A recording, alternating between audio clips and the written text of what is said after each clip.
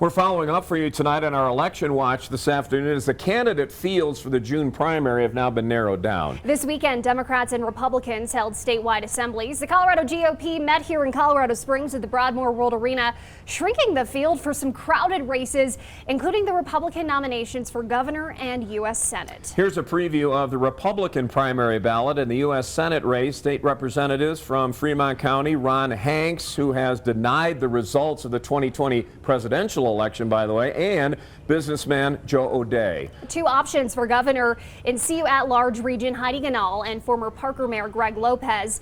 Three options for Secretary of State election, Mesa County Clerk Tina Peters.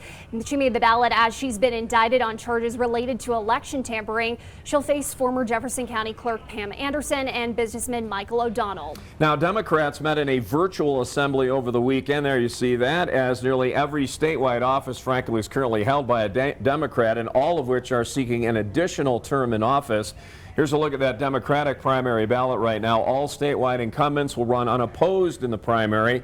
U.S. Senate incumbent Michael Bennet, Governor Jared Polis, Secretary of State Jenna Griswold, Attorney General Phil Weiser, and Treasurer Dave Young. And in a crowded field of candidates, Congresswoman Lauren Boebert will face a few Democratic challengers, including Saul Sandoval from Pueblo, Alex Walker, and Adam Frisch, both of which petitioned onto the ballot. Another candidate, Scott Yates, his petitions have not been processed yet.